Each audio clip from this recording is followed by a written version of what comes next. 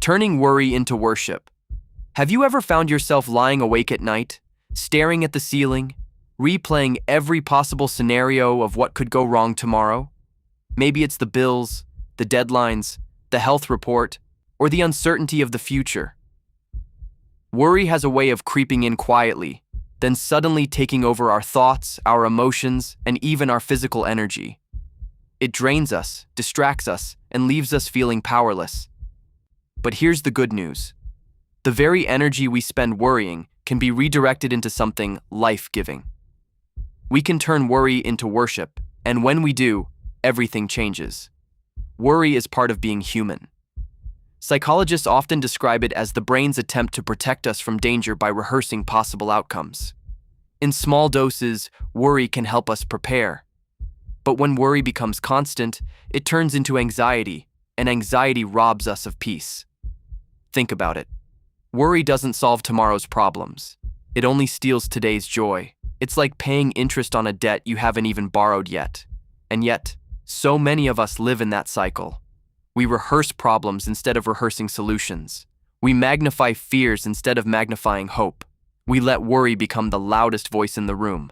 But here's the truth. Worry may be loud, but worship is louder. Worship is the antidote to worry. Why? Because worship shifts our focus.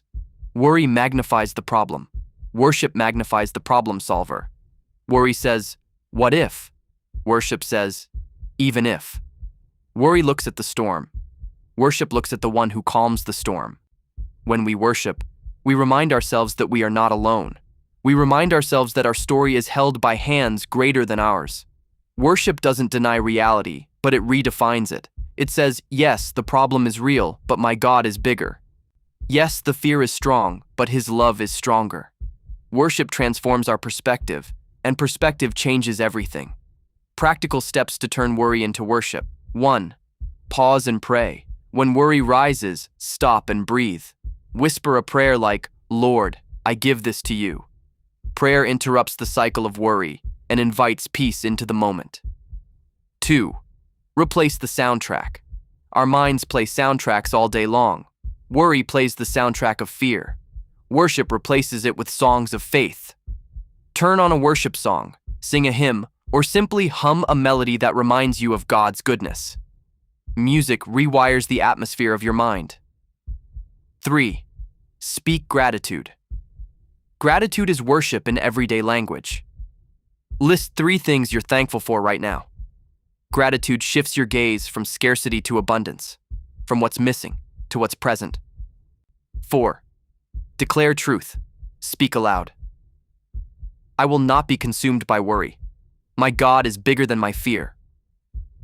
Words have power. When you declare truth, you silence lies. I remember a season when deadlines piled up, responsibilities felt overwhelming, and uncertainty clouded my future. My chest felt heavy, my thoughts scattered, and worry seemed unavoidable. But instead of spiraling, I made a choice. I turned on a worship song. At first, nothing changed externally. The deadlines were still there, the uncertainty still real. But something shifted inside me. As I sang, my heart lifted. My perspective changed. Worship didn't erase the situation, but it transformed me within the situation. That's the power of worship. It doesn't always change the storm, but it always changes the sailor. Turning worry into worship is not just a spiritual practice, it's a psychological one. Studies show that gratitude, prayer, and music reduce stress, lower blood pressure, and improve mental health. Worship is both soul care and self-care. It's a way of saying, I refuse to let fear dictate my life. I choose faith. I choose hope. I choose joy. Imagine what would happen if every time worry knocked on your door, you answered with worship. Instead of spiraling downward, you would rise upward. Instead of being consumed by fear, you would be filled with peace.